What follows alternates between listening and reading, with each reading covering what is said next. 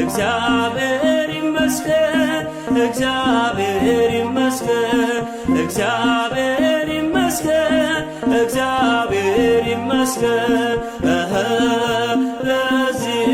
ያደረሰን ለዚህ ያደረሰን እግዚአብሔር ይመስገን ለዚህ ያደረሰን ለዚህ ያደረሰን እግዚአብሔር ይመስገን እግዚአብሔር ይመስገን እግዚአብሔር ይመስገን እግዚአብሔር ይመስገን እግዚአብሔር ይመስገን ሰላም ኩራት ተኸታተልቲ እምባርከስ ከም ተለመደ ሎሞ ድማ ሓደ ሓድሽ ሓበሬታ ናባኹም ከብፅሕ መፅእ ኣለኹ እምባርከስ ክቡራት ተኸታተልተይ እቲ ንሎሚ ናባኹም ከብሎ ቀሪበዮ ዘለኹ ድማ ስለ ክቡር ስነ ጥበባዊ ማክ እዝራ ዝተመልከተ ይኸውን እምባርከስ ክቡራት ተኸታተልተይ እዚ ስነ ጥበባዊ እዚ ትፈልጥዎ ኢኹም ብፍላይ ድማ ካብዚ ቀረባ ዓመታት ጀሚሩ ካብቶም ኣብ ስነ ጥበብ ትግርኛ ኣዝዮም ብዕሙቕ ብዝበለ መንገዲ ዝሕንብሱ ዘለዉ ኣዝዮም ድማ ልዑል ተቐባልነት ክረኽቡ ዝኽኣሉ ሓደ መናእሰይ ሓደ እዩ ማለት እዩ ማክ እዝራ እምባርከስ ክቡራት ተኸታተልቲ ብፍላይ ድማ ኣብዚ ቀረባ ኣዋርሕ ኣቢ ቅድመ ዝተወሰነ ኣዋርሕ ኣቢሉ ሓውና ማክ እዝራ ሓንቲ ብልፅቲ ደርፊ ደሪፉ ሙሉእ ዓለም ድማ ክቐበሎ ኪኢሉ እዩ እምባርከስ ክቡራት ተኸታተልቲ እዚ ክቡር ስነ ጥበባዊ ማክ እዝራ ድማ ሕጂ ካሊእ ሓደ ሓድሽ ብስራት ካብቲ ሙዚቃ ስነ ጥበብ ብዝዘለለ ሒዝልና መፂኡ ኣሎ ማለት እዩ እዚ ፅቡቕ ብስራት ድማ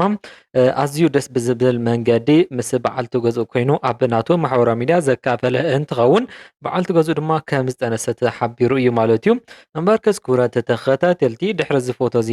ናብ ማሕበራዊ ሚድያ መዘርግሑ ድማ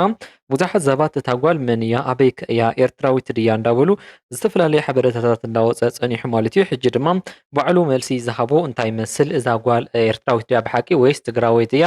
ኣበይ ከተላልዮም ዝብል ድማ ዝርዝር ሓበሬታ ናባኹም ከብል እየ ማለት እዩ እስካዕ መጨረሻ ሓቢርኩም ነይ ከፀንሑ እናዓደምኩ ሳብስክራይብ ዘይገበርኩም ተከታተሉና ድማ ሳብስክራይብ ብምግባር ቤተሰብ ኮኑ ኩለኩም ይደሊ ብምታን ከምዚኦም ዝመስሉ ሓደሽቲ ሓበሬታ ክዝርግሕ ከለኹ ቀልጢፉ ክበፅሐኩም ሓቢርኩም ንፅንሑ أفرع أفرك أتبرع خاطر تخلين كم قوي خاخي ساعات يهبك مع تبر خسادنا أيت على خاطرنا هاي ما نسنا لجلو وطلنا ويلا أفركم أتوبة الحمد لله تخلين كم قوي فم كيدو كندينا يعد ما يهاكم أليان تولد الثمانية غير قلوتكم ساعتكم يقني مني ناجي قلوتنا قلوتكم منيقوة قلوتكم منيقوة قلوتكم منيقوة እምባርከስ ክቡራት ተኸታተልቲ ስነ ጥበባዊ ማክ እዝራ ወይ ድማ መኮነን እዝራ ትፈልጥዎ ኢኹም ብፍላይ ድማ ኣብ ስራሕቲ ስነ ጥበብ ኣዝዩ ዕሙቕ ብዝበለ መንገዲ ካብቶም ዓብዪ ዝሕንብሱ ዘለውን ልዑል ተቐባልነት ዝረኽቡ ዘለዉ መናእሰይ ሓደ እዮም ስነ ጥበባዊ ማክ እዝራ ብፍላይ ድማ ብስራሕቲ ዜማ ሙዚቃ ዝፍለጥ እንትኸውን ንዝተፈላለዩ ዓበይቲ ስነ ጥበባውያን ማለት እዩ ዜማታት እውን ክህብ ክኢሉ እዩ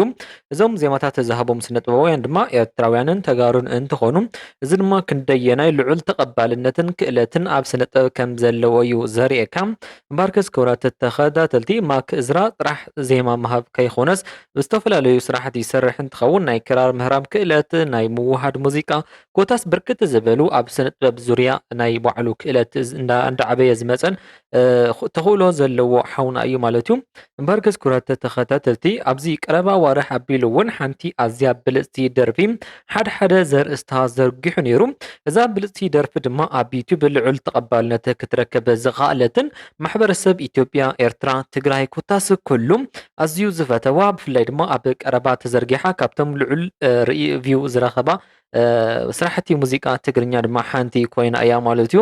እምበርከስ ክቡራት ተኸታተልቲ እዛ ሙዚቃ እዚኣ ድማ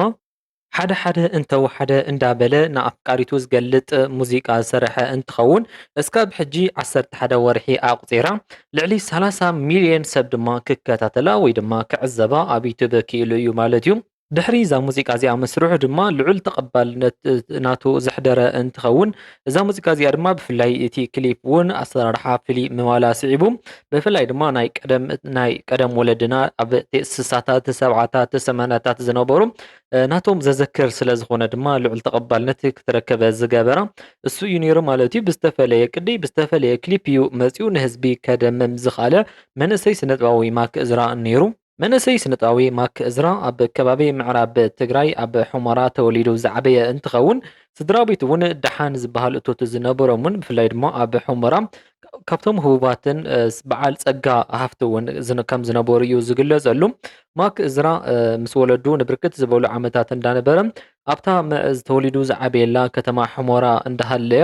እቲ ኩነት ናይ ትግራይ ድሕሪ ምውልዑ ድማ ከም ማንም ትግራዋይ ከም ማንም ተወላዲ ምዕራብ ትግራይ ተፈናቂሉ ናብ ከተማ መቐለ መፅኡ ማለት እዩ። ስድርኡ ኣብ ከተማ ሽረ እንተዓቕቡ ንሱ ግን እስካብ ከተማ መቐለ መፅኡ እቲ ኣብ ውሽጡ ዝነበረ ዕሙቕ ናይ ስነ ጥበብ ፍቕሪ ናይ ስነ ጥበብ ክእለት ናይ ስነ ጥበብ ተበግሶ እንዳውፅአ እንዳተንቀሳቐሰ ፀኒሑ ኣብቲ ፅዕፅዕ ኩናት ናይ ትግራይ እውን ብዝተፈላለዩ መልክዓቱ ናቱ ስራሕቲ እንዳዘርግሐ ናቱ ግደ እውን እንዳበርከተ መፅኡ እዩ ማክ እዝራ። እዚ ድማ ኩልኹም እትፈልጥዎ ኢኹም ማለት እዩ። እምበር ከሲ ጉዳይ ማክ እዝራ ብሕፅር ብዝበለ እዚ ካብ በልኹ ምዛ ኣፍቃሪቱ ብፍላይ ድማ እታ ሕጂ ዘርጊሕዋ ዘለዉ ድማ ኣብ እዩ ሌሎኦም ዝብል ንምፅራይ ብዝፈተን ኩሉ ማለት እዩ። ሌሎኦም ቅድሚ 3 ዓመት ከም ዝጅምር እዩ ተነጊረኒ።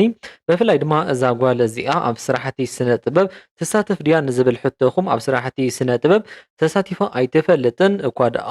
ተኽእሎ ወይ ድማ ዓቕሚ ግን ከም ዘለዋ እዩ ተነጊርኒ ማለት እዩ። እዛ ጓል እዚኣ ኤርትራዊት ድያ ንዝብል ሕቶኹም ድማ ዝኾነ ይኹን ርክብ ምስ ኤርትራ የብላን ተወላዲት ሽረ ጓል ሽረ ምዃና እዩ ተሓቢርኒ ማለት እዩ። እዛ ጓል እዚኣ ጓል ሽረ እያ። ብዙሓት ሰባት ድማ ንምንታይ ኤርትራዊት ይብልዋ ከም ዘለው ወይ ድማ ንምንታይ ኤርትራዊት እያ እንዳበሉ ሓሳባት የሸራሽሩ ከም ዘለው ብንብዙሓት ሕቶ ዝኾነሎም ሓደ ነገር ድማ ቅድሚ ሕጂ ብፍላይ ኣብቲ ሰላም ናይ ኢትዮ ኤርትራ ማለት እዩ ባንዴራ ናይ ኤርትራ ሒዛ ስለተሳኢላ ዝነበረት ኤርትራዊት እያ ዝብል ብኡ እዩ ወፂዋ እምበር ኤርትራዊ ኣይኮነትን። እዚኣ ጓል ሽረ ባቦኣ ባዲኣ ሽረ ዝተወለደት ሓፍትና እያ ማለት እዩ። ሕጂ ድማ ከምቲ ትርእይዎ ዘለኹም ስነ ጥበባዊ ማክ እዝራ ከም ማንም ከም ኩሉ ወዲ ሰብ ማለት እዩ ንክወልድ ተቃሪቡ እንዳተሸባሸበ እዩ ዝርከብ። በዚ ሓውና እዚ ብዙሓት ኣድነቕቲ ሰዓብቲ እውን ከተርፍ ክኢሉ እዩ። እዚ ክቡር ስነ ጥበባዊ እዚ ከተርፍ ዝኽኣለ ድማ ብናቱ ብርትዐ ጥንካረ ንብዙሓት መናእሰይ ድማ ከም ማንም ከም ኩሉ ወዲ ሰብ ማለት እዩ ንክወልድ ተቃሪቡ እንዳተሸባሸበ እዩ ዝርከብ። በዚ ሓውና እዚ ብዙሓት ኣድነቕቲ ሰዓብቲ እውን ከተርፍ ክኢሉ እዩ። እዚ ክቡር ስነ ጥበባዊ እዚ ከተርፍ ዝኽኣለ ድማ ብናቱ ብርትዐ ጥንካረ ንብዙሓት መናእሰይ ድማ መርኣያ ክኸውን ዝኽእል መንእሰይ እዩ። ምባርከስ ኩራተ ተኸታተልቲ ሕፅር ብዝበለ ጉዳይ ማክ እዝራ እዚ መስል እቲ ንሎሚ ዝነበረ መደብ ኣነ ኣብዚኡ ኣድየ ኣለኹ። ሰላም ራህዋን ንኩሉ ወዲ ሰብ እንዳተመነኹም ኣብዚ ክፍለይኩም ሰሰናይ ኩሉ ንዓኹም